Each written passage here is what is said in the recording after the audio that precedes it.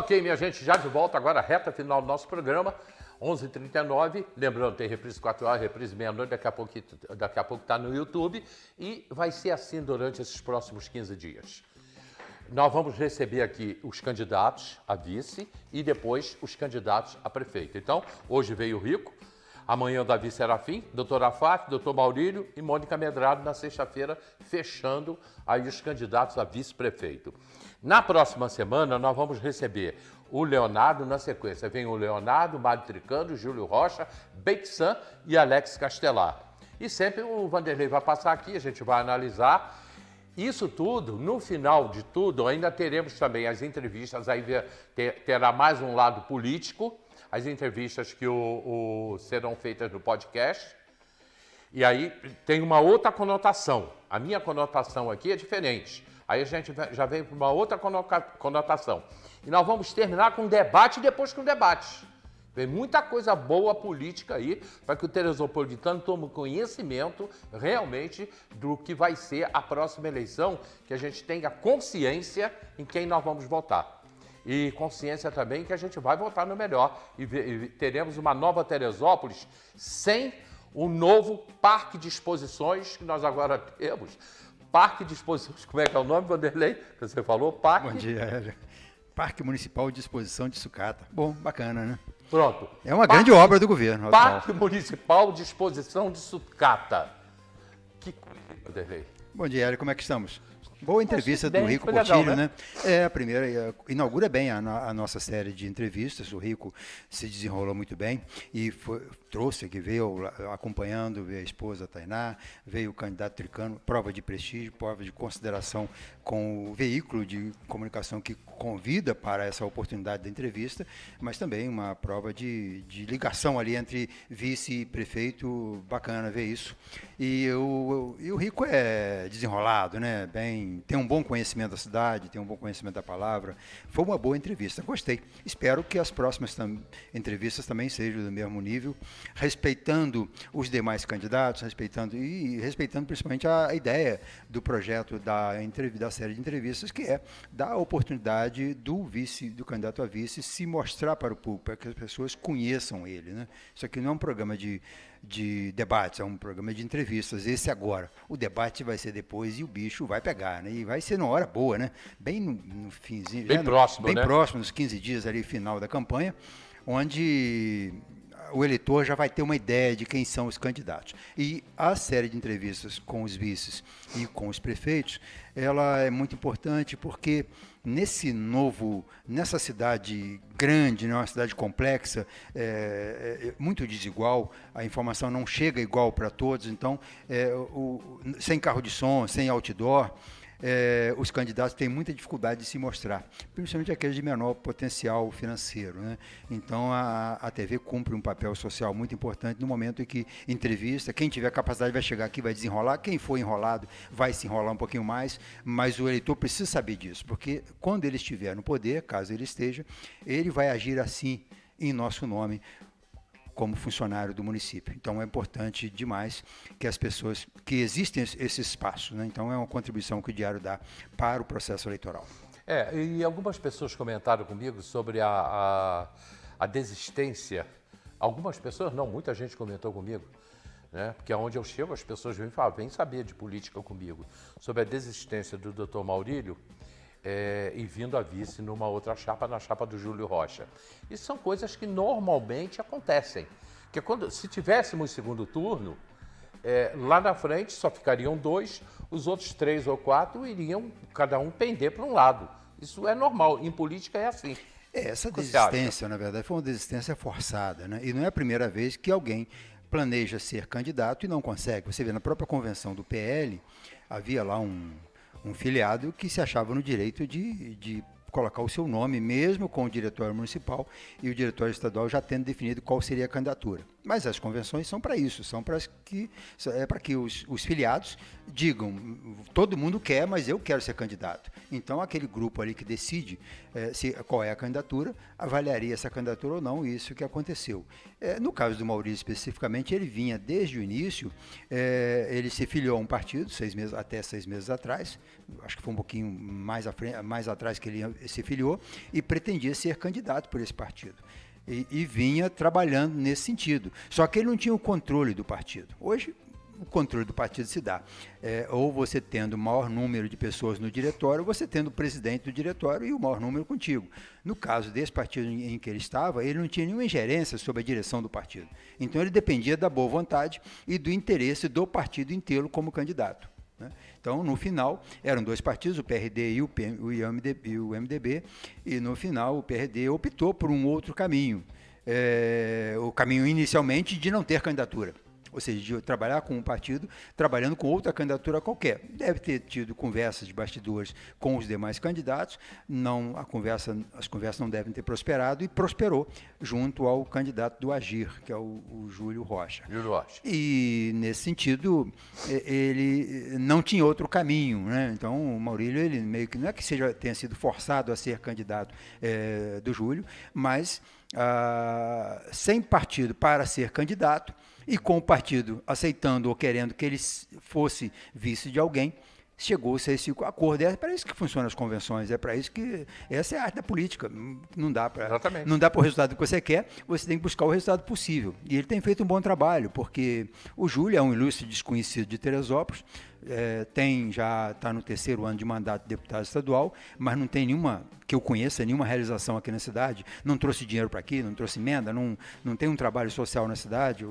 O trabalho dele é direto junto àquele grupo de eleitores que gostam dele, e que ele tem esse grupo de eleitores no município. Acho que fez 1.000 e poucos votos, quase 2.000 votos na eleição passada para deputado aqui. Isso é prova de força. Ele tem prestígio em alguns lugares onde ele domina o voto.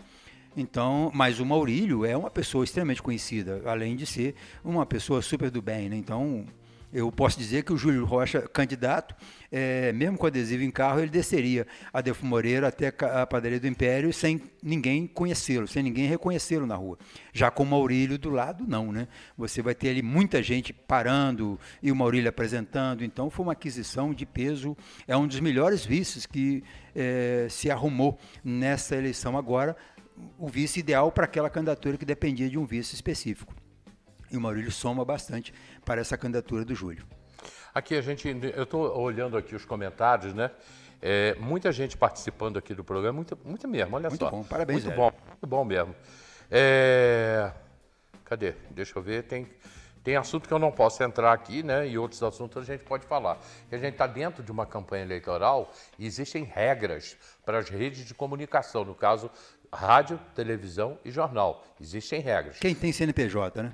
Quem não tem CNPJ faz o que bem entende, já tem orgia na internet e vai dar muito trabalho para a Justiça Eleitoral conter o abuso dessa gente nas redes sociais. Atinge muita gente. Essa eleição vai ser complicada, vai ter muita gente estrepando, porque essa coisa do IP, né? Você é anônimo até certo ponto na internet. Chega uma hora e vai ficar tudo na conta do candidato. O candidato tem que controlar os seus cachorros ali.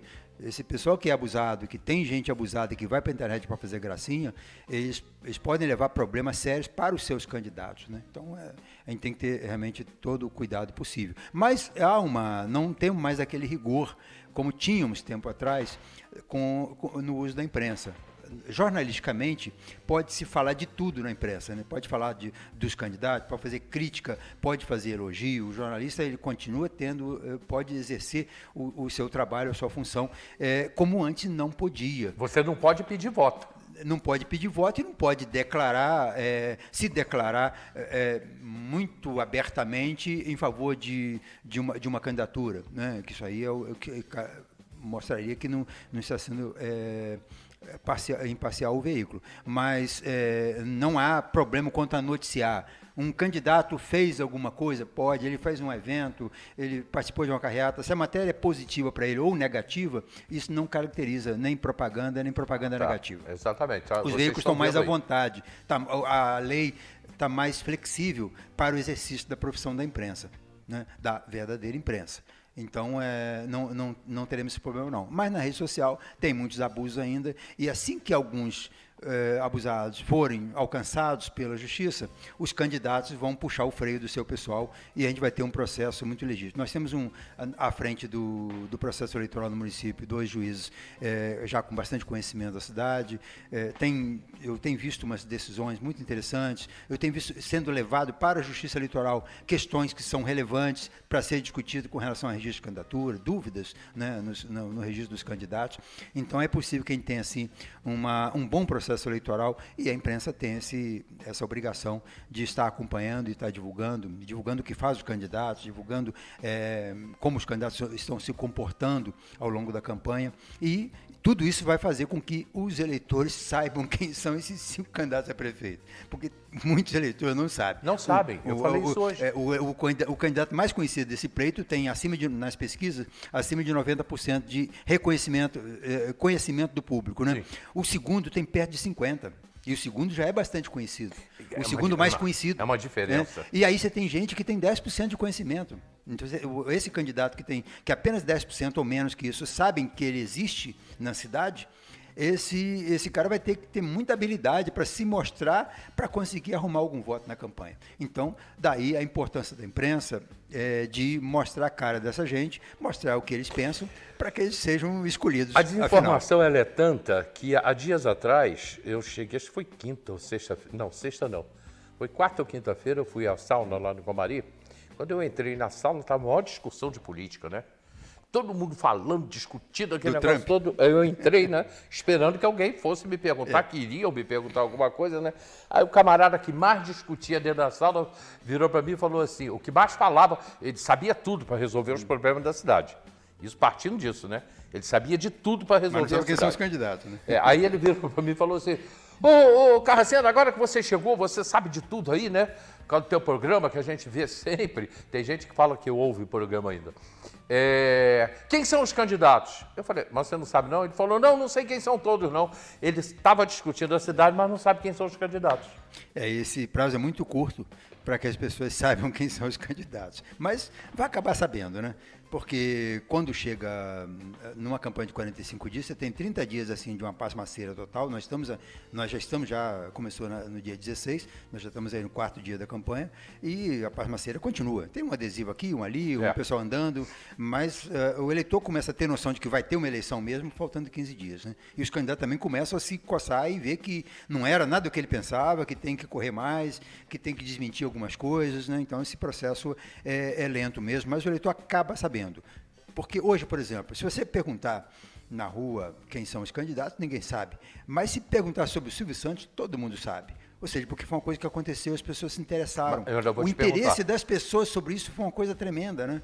Então, e esse interesse pela eleição, por quem vai ser o candidato que vai merecer o voto dele, esse interesse vai surgir mais à frente e espero que com a mesma veemência, com o mesmo interesse como surgiu agora por essa questão dessas 2 mortes dessa semana, do Alain Delon, Arthur Francês e o nosso Silvio Santos. Não, e morreu também o maestro lá, o Caçulinha. Exato. Foi Caçulinha, vai um puxa o outro, tá? O Caçulinha puxou o Silvio Santos, a fila tá grande, puxou o Alain Delon. Um puxa o outro. Vanderlei, a gente começou a falar sobre o Parque de Exposições, mas a gente falou, mas não terminou, né? Sobre o absurdo que está aquele monte de sucata lá, e acabou o Parque de Exposições, né? O Parque de Exposições, ele foi criado com esse nome, né? Parque de Exposições apenas, né? Depois ele vai se chamar Parque de Exposições Mário Tricano, que é em homenagem ao pai do Mário de Oliveira Tricano, que era o prefeito da época, e depois virou Parque de Exposições de Albuquerque, e agora virou Parque Municipal de Exposição de Sucata. As coisas são tão rápidas, né? Esse governo que está aí tem 6 anos.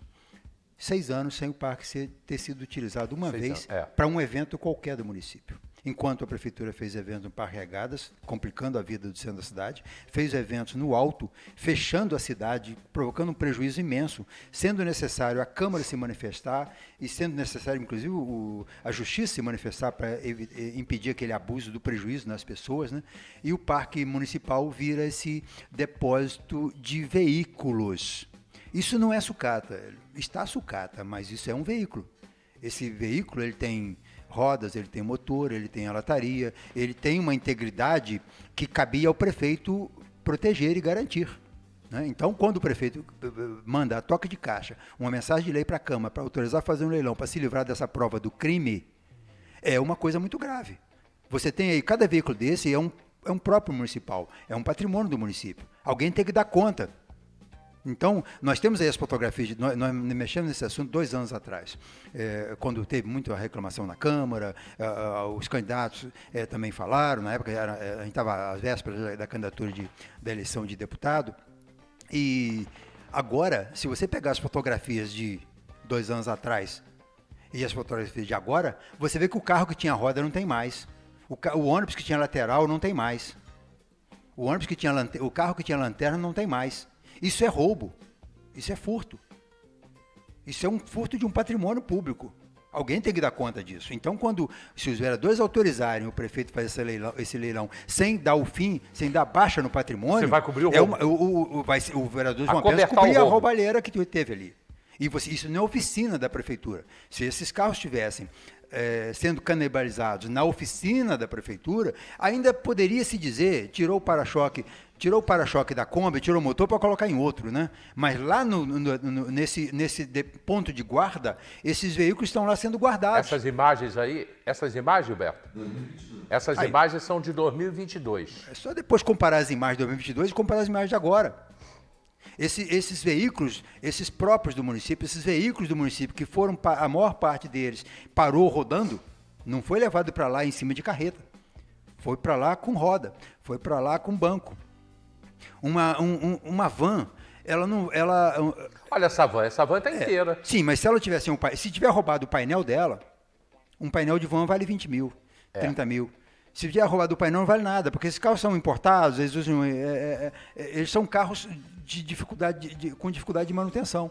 Então, ou seja, isso aí é sério demais. Passou ali um Nissan March, é o único veículo da prefeitura dessa marca. Como é que você vai arrancar o motor desse carro para quê? A não ser para roubar. Arrancar a caixa de marcha desse carro para quê? A não ser para roubar. Essa van aí, aparentemente, eu não sei como é que ela está por dentro, mas aparentemente... Tem carros com 5, 6 anos de uso aí. Essa van está inteira. Ó. Tem carros com 5 ou 6 anos de uso. Entendeu? Então você tem... tá aí o March. Olha, cadê a roda desse carro? Não é pneu só que roubaram, não. Isso é roubo. Então, alguém tem que dar conta. Então, olha esse carro aí. Essa máquina é uma motoliveradora? Não, né? Isso custa uma fortuna. Isso é perto de 1 milhão, um carro desse.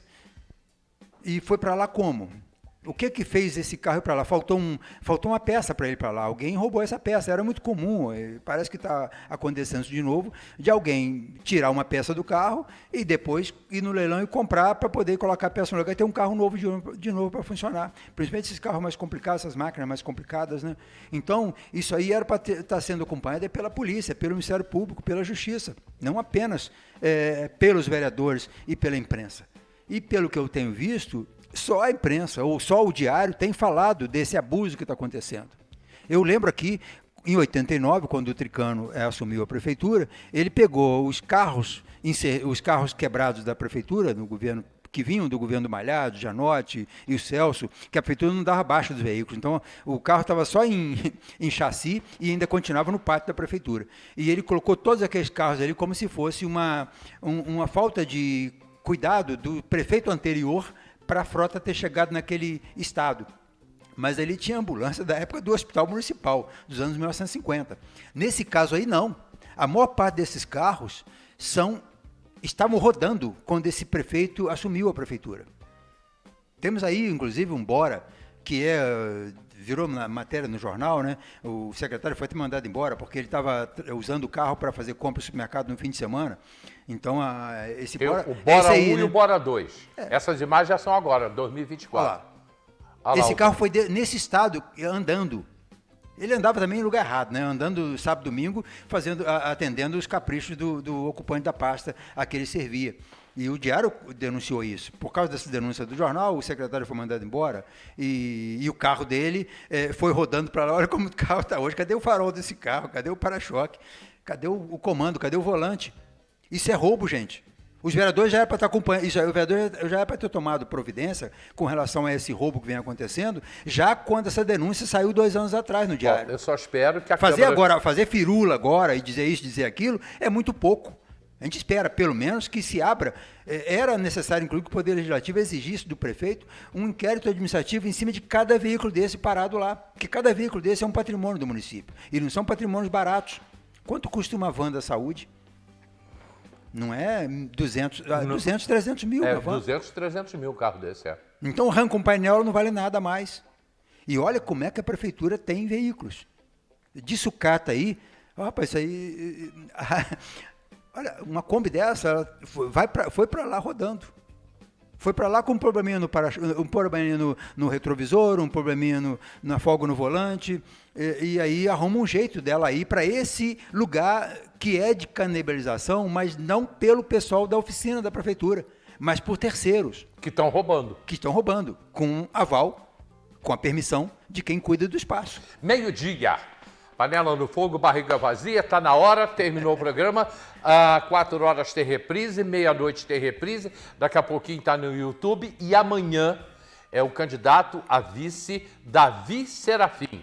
Candidato a vice na chapa do Alex Castelar, ele que vai participar do programa amanhã, terça-feira, dia 20, depois do doutor Afap, doutor Maurício, e daí, a semana que vem, os candidatos a prefeito.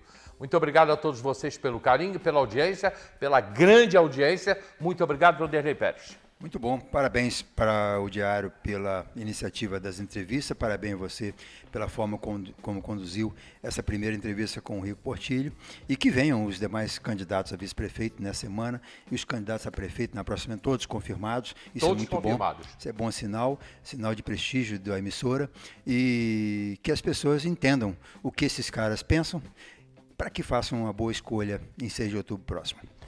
Muito obrigado, até amanhã, 10 da manhã. Amanhã, Davi Serafim.